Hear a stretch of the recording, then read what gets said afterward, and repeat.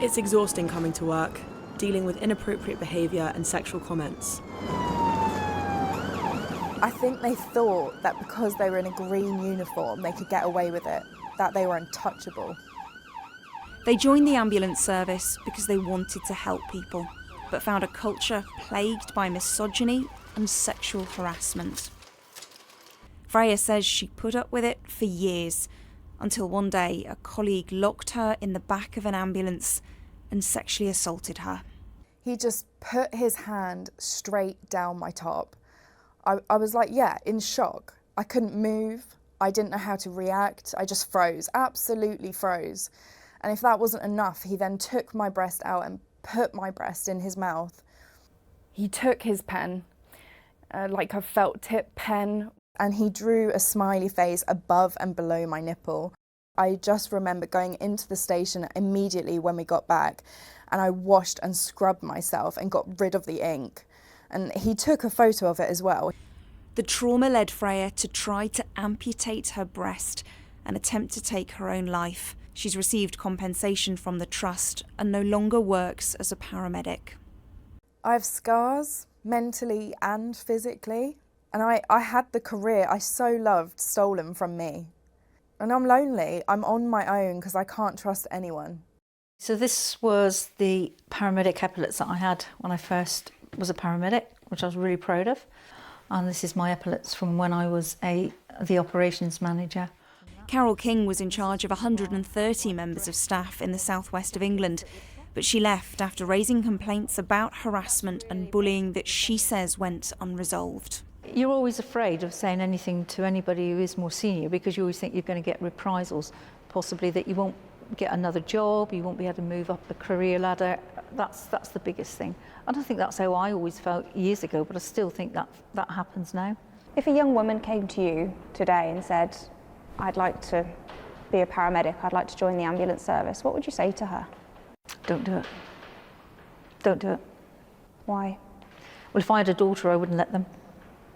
I just think there's too many predators in there waiting for some young girl to go in there. South Western Ambulance Service says it doesn't tolerate behaviour that goes against its values and encourages victims to speak up. And in recent years, women have been sharing their stories. The College of Paramedics launched an investigation and support programme after hearing from students about the sexual harassment they suffered while on placements. We have found that our female student council members are experiencing misogyny and sexual harassment, if not on a daily, on a weekly basis, by a minority of people who just feel that behaviour is acceptable.